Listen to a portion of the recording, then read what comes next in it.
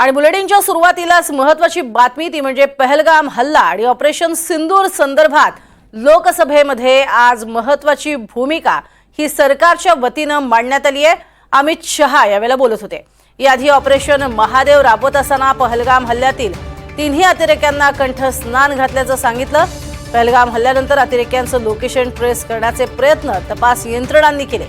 दहशतवाद्यांना सीमापार जाऊ दिलं नाही। 22 जुलैला अतिरेक्यांची टिप मिळाली आणि 90 दिवसानंतर अतिरेक्यांचा खात्मा केला असं गृहमंत्री अमित शहांनी सांगितलं। शिवाय ठार केलेल्या अतिरेक्यांची आणि पहलगाम हल्ल्यातल्या अतिरेक्यांची ओळख एकच असल्याचंही शहांनी स्पष्ट केलंय। शिवाय पोटा कायद्याला विरोध करून काँग्रेसनं कसं दहशतवाद्यांना पोषक वातावरण दिलंय हे सांगून शहांनी काँग्रेसवर जोरदार टीका केली। नेहरूंच्या चुकीमुळेच पाकव्याप्त काश्मीर झाल्याचंही शहांनी सांगितलं। तर काँग्रेसच्या काळात भारताबाहेर गेलेल्या दहशतवाद्यांचा पाढाही त्यांनी वाचून दाखवला।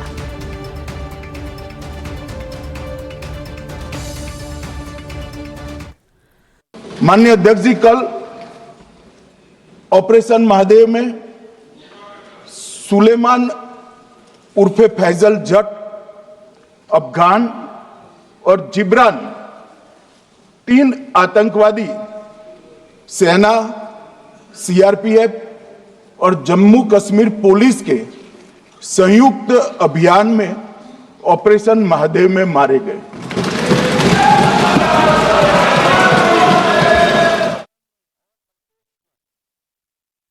हमारे पास प्रूफ है, वो भी मैं सदन के सामने रखना चाहता हूं कि तीनों पाकिस्तानी थे।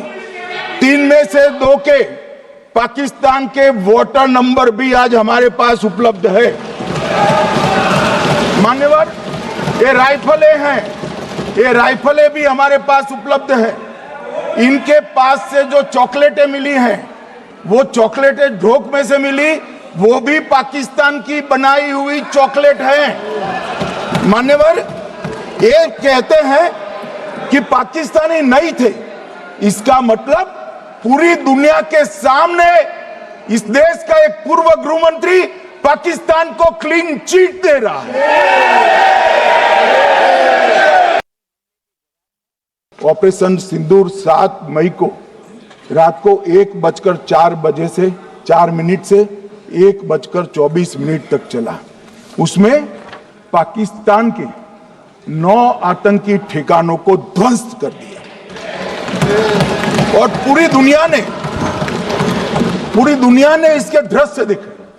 साहब, इससे बड़ा संयमित हमला नहीं हो सकता। आजकल दुनिया में युद्ध चल रहे हैं, हम देख रहे हैं, बच्चे मर रहे हैं, महिलाएं मर रही, निर्दोष मर रहे।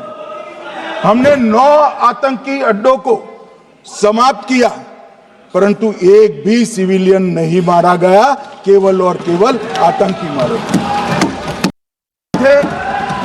मरकज सुभान अल्लाह बहावलपुर, मरकज तैयबा मुरीद के, महमूना जाया कैंप सियालकोट, अरे नाम सुनो काम में आएंगे, सरजाल camp Sialkot, Sawai Nala camp Muzaffarabad, Syedna Bilal camp Muzaffarabad, Gulpur camp Kotli, Barnala camp बिंगबर्ग और अब्बास कैंप कोटली।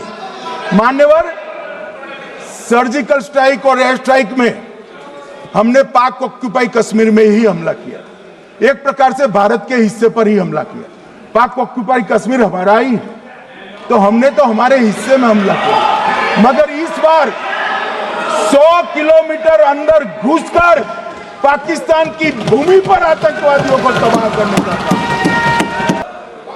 मान्यवर, कश्मीर में हमारी सेनाएं निर्णायक बढ़त पर थी। सरदार पटेल ना बोलते रहे, जवाहरलाल नेहरू जी ने एक तरफा युद्ध विराम कर दिया। और मान्यवर, मैं बड़ी जिम्मेदारी के साथ कहता हूं, मैं इतिहास का विद्यार्थी हूं। पाक ऑक्यूपाई कश्मीर का अगर अस्तित्व है तो जवाहरलाल नेहरू जी की ये युद्ध विराम के कारण है। इसका जिम्मेदार जवाहरलाल नेहरू है। मान्यवर, 1960 में सरदार पटेल ने विरोध किया था, गाड़ी लेकर आकाशवाणी तक गए थे, घोषणा न करते दरवाजे बंद कर दिए थे। 65 की लड़ाई में हाजीपीर जैसे स्ट्रेटेजिक जगह पर हमने कब्जा किया था, 66 में उसको लौटा दिया गया। मैं 71 के युद्ध की भी बात करना चाहता हूं। मान्यवर 71 में कल राजनाथ जी ने भी बताया, पूरे देश ने इंदिरा जी का समर्थन किया। उन्होंने पाकिस्तान के 2 टुकड़े कर दिए। बहुत बड़ी विजय थी भारत की, और सदियों तक भारत इस विजय पर गर्व करेगा। हम सब भी करते हैं, हमें कोई आपत्ति नहीं। मगर हुआ क्या मान्यवर, युद्ध की विजय की चकाचौंध में क्या हुआ? 93 हजार युद्ध बंदी हमारे पास थे, 93 हजार, और 15,000 वर्ग किलोमीटर क्षेत्र पाकिस्तान का हमारे पास था। 93 हजार युद्ध बंदी, उस वक्त की पाकिस्तान की सेना का 42%, और 15,000 वर्ग किलोमीटर क्षेत्र। मगर शिमला में समझौता हुआ, पाक ऑक्यूपाई कश्मीर मांगना ही भूल गए। अगर उस वक्त पाक ऑक्यूपाई कश्मीर मांग लेते, न रहेगा बांस, न बजती बांसुरी। सिखा रहे, ये नहीं किया, वो नहीं किया, फलाना नहीं किया, ठिकाना नहीं किया। अरे भाई, आप तो पाकिस्तान को क्लीन चिट दे रहे हो कि पाकिस्तान ने हमला ही नहीं किया है। क्या अधिकार है आपको पूछने का? कोई अधिकार नहीं है साहब। देखिए क्या होता है। मैंने कहा पाकिस्तान को क्लीन चिट दे रहे हो, तो कनी मोदी जी कह रही है कि नहीं, हम नहीं दे रहे। कनी मोदी जी, माननीय अध्यक्ष जी, आपके माध्यम से मैं कनी मोदी को बताना चाहता हूं, माननीय सदस्य जी को, कि वो कह रही है हमने नहीं दिया। मगर जिसके साथ बैठते हो उसका दोस्त तो आपके सर पर आएगा ना। चिदंबरम जी कर रहे हैं, आपके राज्य से है, कांग्रेस के प्रमुख नेता है। देश के पूर्व गृह मंत्री कह रहे हैं कि पाकिस्तान ने आतंकवादी नहीं भेजे थे। क्या क्लीन चिट देना चाहते हो? किसी को अधिकार नहीं है साहब यहां आतंकवाद पर बोलने का, किसी को अधिकार नहीं। मान्यवर, आज चीन सुरक्षा परिषद में है और भारत बाहर है।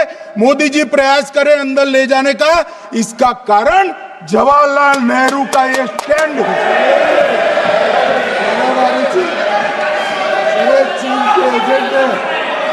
और मान्यवर, ये तो पीढ़ी दर पीढ़ी चलता आ रहा है। राजीव गांधी फाउंडेशन ने चीन के साथ एमओयू कर दिया। अब कहते नहीं है कि एमओयू में क्या था, ये तो बताओ भाई, क्या एमओयू किया था राजीव गांधी फाउंडेशन ने? और जब डोकलाम में हमारे सेना के जवान चीन की सेना के सामने आंख में आंख डालकर बैठे थे, वो चीन के राजदूत के साथ राहुल गांधी मीटिंग कर रहे थे। ये मान्यवर ऐसा नहीं है। जवाहरलाल नेहरू, सोनिया गांधी, राहुल गांधी, 3 पीढ़ी तक के चीन का प्रेम उतरता जा रहा है।